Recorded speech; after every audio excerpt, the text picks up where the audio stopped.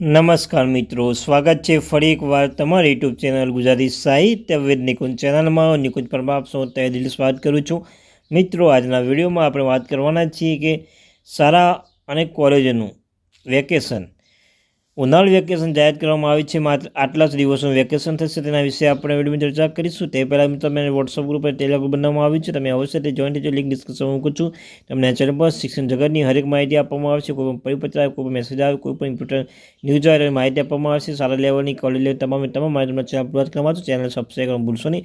વધારે સમય ન બગાડતા આજના વિડીયો શરૂઆત કરી છે. વિડીયો લાઈક કરવાનું ભૂલશો નહીં. તો મિત્રો, શાળાઓમાં ઉનાળુ વેકેશન જાહેરાત કરવામાં આવી છે. રાજ્ય સરકારે મંગળવારે સ્કૂલોમાં 34 દિવસનું ઉનાળુ વેકેશન જાહેરાત કરી રાજ્યની તમામ પ્રાથમિક અને માધ્યમિક શાળામાં ગુજરાત માધ્યમિક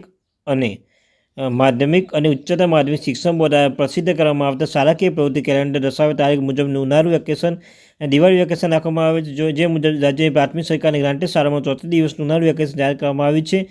પ્રાથમિક શિક્ષક નિયામક દ્વારા ઉનાળુ વેકેશન લઈ પત્ર દ્વારા જાણ કરવામાં આવી છે, અને જેમાં ઉનાળા વેકેશન 6 મેથી 9 જૂન સુધી એટલે 35 દિવસો સુધી રહેશે, અને 10 જૂને રાબેતા મુજબ શાળાઓ શરૂ થશે. તો આ મિત્રો તમારું વેકેશન હતું. શાળા અને કોલેજમાં જે વેકેશનનું તારીખ જાહેર કરવામાં ડિક્લેર કરવામાં આવી છે, આટલા દિવસ ઉનાળુ વેકેશન રહેશે. Thank you very much watching video. જય હિન્દ, જય ભારત.